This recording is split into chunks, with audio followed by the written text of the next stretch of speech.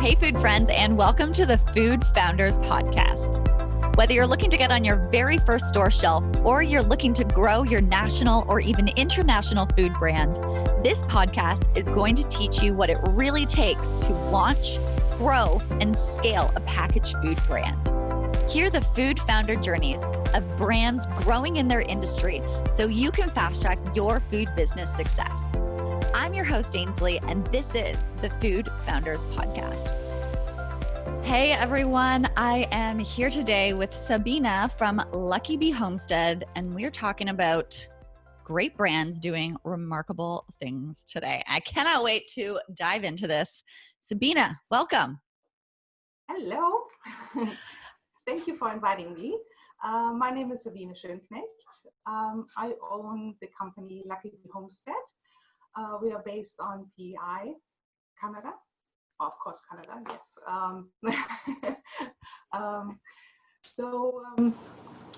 We make gourmet mustard, we make honey, jams, low sugar jams, diabetic jam, vinegars, and so many other different stuff. It's amazing. Wow. That's a beautiful lineup of, condiments that you have for people. Who exactly do you try to serve with these gourmet, delicious condiment products? Well, it changed by the time when we started. We had Lucky Bee Homestead first. That's how we started because I got bees. My father was a beekeeper, so I thought, well, why not step in his footsteps and have some bees? Then, of course, we had more than we needed, and I thought, well, let's sell it on the farmers market. That's how we got started, and then we thought, well, honey is not enough, so we continued with infused honey. We started with low sugar honey because sugar, we have too much sugar in our lives, so we decided to make low sugar jams and with organic ingredients. And then we thought, yeah, well, that's a nice way to sell stuff on the farmers market. And the ideas were popping up, and we thought, well, we can do this and we can do that. And we added a new flavor and all this. So our goal was to serve the community, health conscious people who doesn't want to have a lot of sugar in their lives anymore, or they wanted to reduce the sugar in their diet. And it just developed. So now we discovered that mustard is a big thing, and that's our passion. We love making mustard, and we love to develop new flavors. We have right now 35 flavors. So the people we are trying to serve, it's different to the people we serve at the farmers market. So with the mustard, we focus on people like the young people who are 20 to 30 years old, the foodies who wants to try new things, and they would love to have flavor in their life on the sandwiches, and and all the health conscious people still who want to have a healthy diet, additional things to their cooking line, with spice, with flavor, and something healthy. I love that. You've got like so many different flavors going on, and there's just every different taste palette you can serve with that. I'm a huge mustard lover myself, so I'm personally like, yes, all the different flavors is great, which is amazing. And you're really trying to, get that flavor food lover enjoying the products and the health conscious individuals who are looking to reduce their sugar intake. And you also do something really different with your manufacturing of all of these as well, do you not? Yes. We were the first ones on PI who produced food 100% with solar energy. And that was a big step And it was not intended. So it wasn't not that we sit down and said, okay, let's make a product. How can we do it? And let's make it with solar because we want to be the first ones. It just came naturally to us. Coming from Germany, solar power, it's everywhere. Everybody has solar power and solar panels on their roof. And that's why there was no question that we have solar energy. And yeah, and people were passing by, seeing our house and say, oh yeah, look at this crazy Germans. But now they think, oh, they were so smart and I want to have that too. Yeah, and it's a smart decision if you want to save the planet. Absolutely. And I think it's such a great example that you can make it work. It doesn't necessarily need to be like your main focus going in, but it's absolutely doable. And I think it's a great example that you are setting for people to try to integrate that sustainability into it. Because for you, has it been challenging to do everything completely solar panel powered? No, absolutely not. Right. Right. In the beginning, it was just to find the right manufacturer who put up the system. And then it was a bit of work to change everything in electric. So getting heat pumps, getting electric water heater. But well, that was done in 2 months and that's it. Yeah. Okay, I want to, before we dive in a bit further, I want to talk about some of the products that you have going on in the back. This is your lineup of mustards that we have here. What's your number one selling mustard that you have? Is it like a traditional flavor? Or is it a really, new twist on a flavor that you have? It's not a traditional one.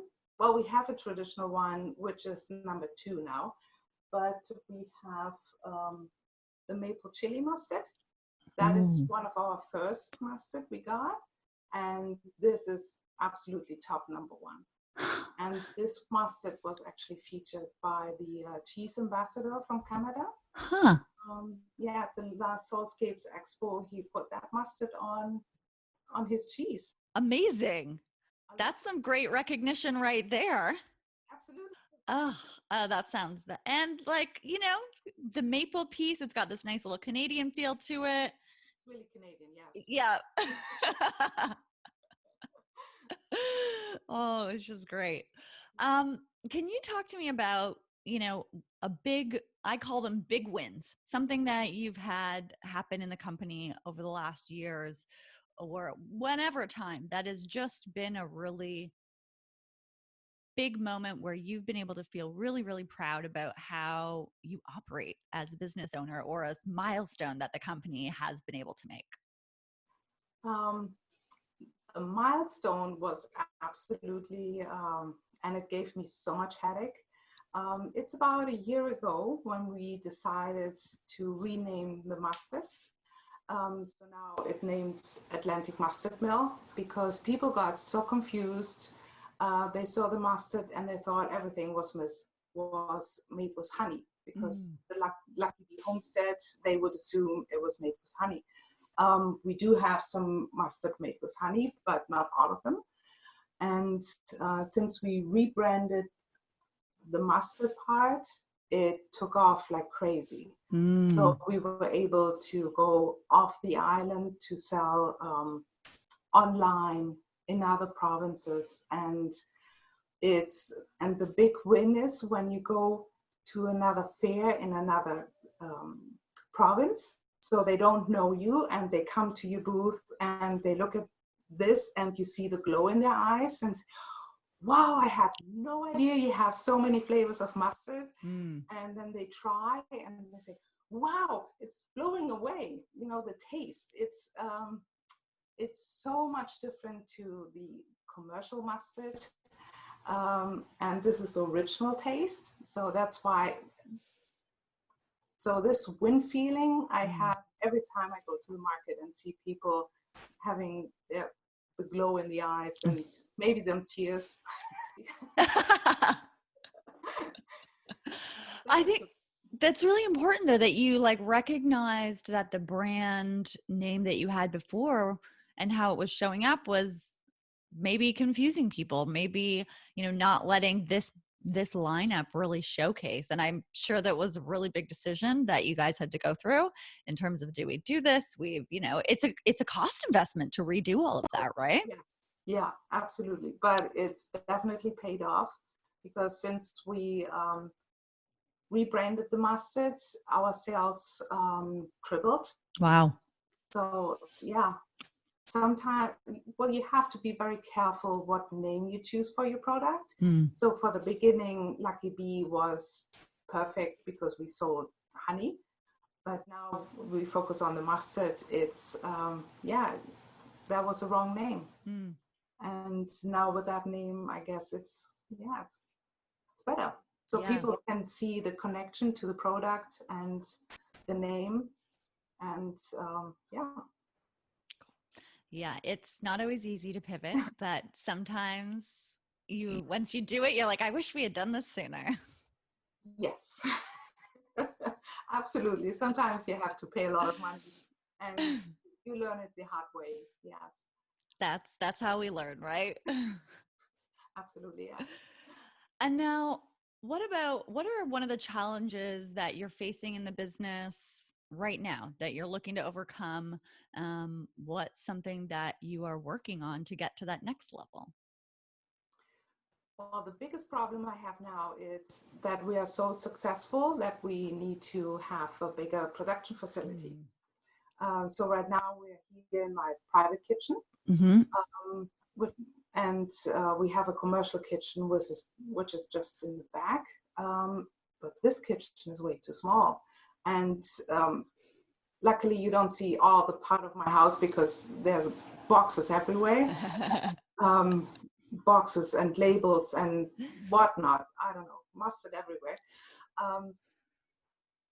So we do need a bigger facility, but this is it's a problem because on PI it's a very small island and the opportunities are very limited. So we're a little bit stuck right now. That's my biggest problem right now. Got it. Something bigger. Yeah. Growth is a challenge, right? It is, yeah. Like we think of it as being all glory, but every new level, there's new challenges to overcome, for sure. So production being a big one for anyone listening right now. If you have any connections with production out in PI or in the area, let us know, leave a comment or reach out to Sabine and let her know how you can help here. The food community is a really powerful one, I know. So I know everyone is always looking to help each other out within this community. So hopefully we can get you some solutions there. And I know the government actually has a lot of really great programs, especially out east. So there could be some different grants and things like that to help as well. Absolutely, yeah. Government is really helpful. Yeah. Especially if you want to export your product. Right. They really love that. So they're very helpful. You just have to reach out and ask questions. Right. Cool. What advice do you have for anyone who, maybe just starting out in their business, maybe just thinking about finally commercializing their food or beverage product? What advice do you have for someone just starting out? Oh, don't do it. No, I'm just kidding. It's a tough business. You have to be passionate about it. So if you have a product which is very unique and you need a unique product, that's why we make mustard and we didn't continue making jams because everybody's making jam. So you need to have a unique product and you have to love your product and you have to stand behind it. If you don't stand behind it and you're not authentic, people don't connect with you and they don't buy it. Yeah, that's really helpful. I tell people it's not a get rich quick industry. It's not an easy industry. There are far easier industries out there for sure. Yeah. You don't get rich right No, now. no, it's It a takes long time. Yeah, game. it's a long game. Yeah. Yeah. But That's, you just do that because you love to do it yeah. and you love what you're doing. And and people have to see that. Yeah. I think it's a really big piece because I mean, there are, lots of different food options out there. And as a business owner too, go through so many ups and downs that you got to be all in. You got to believe in it. You got to really, see that potential in it to help make those lows a little bit easier, help you push through those challenges and just be in it for the long haul. Where you think, oh my gosh, why am I doing that? I don't have a day off the whole summer, and I'm working like 16 hours, and then people come by and they pass by your booth and they say, I'm not going to buy there because that's a big company. And you think, oh, should I be upset or should I be grateful because it looks very professional? So and you have to push yourself to look at the positive way and say, oh, wow, I look like a big company, so it looks great what I'm doing. And it's just one person, so it's a tough business, yeah. But when you love it, you just do it. Yeah, Go for absolutely. it. Yeah.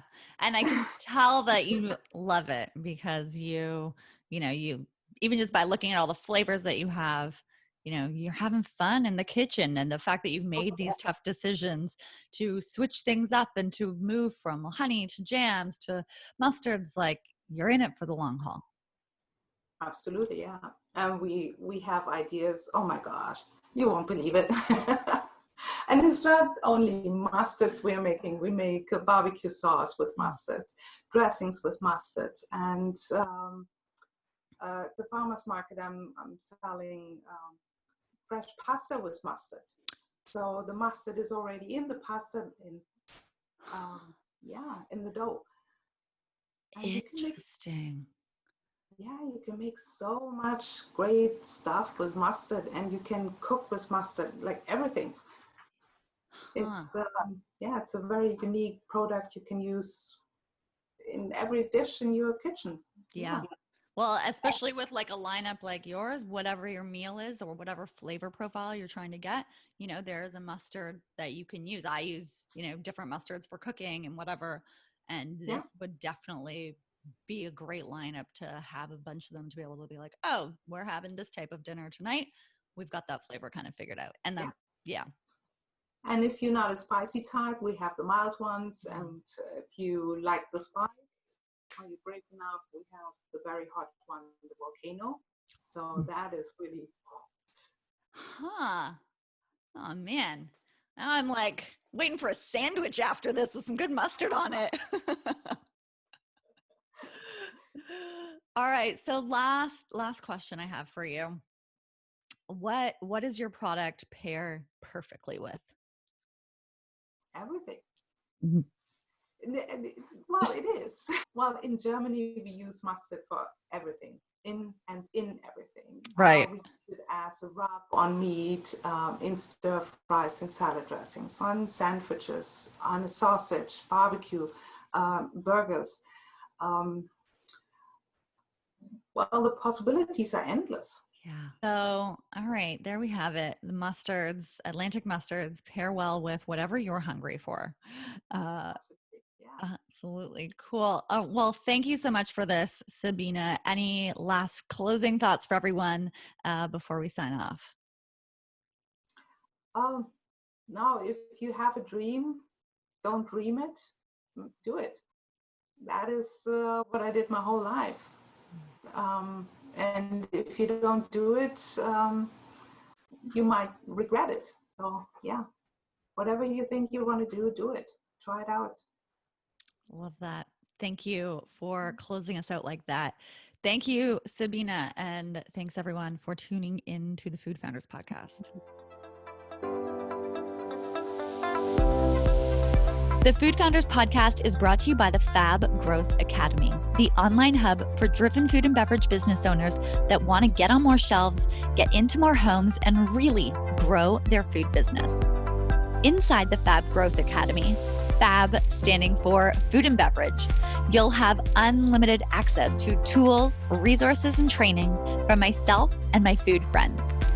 So if you know you have a great product, let's work on building the business side of things so that more people can enjoy it and you can make the impact I know you want to make with your business. The Fab Growth Academy is now open.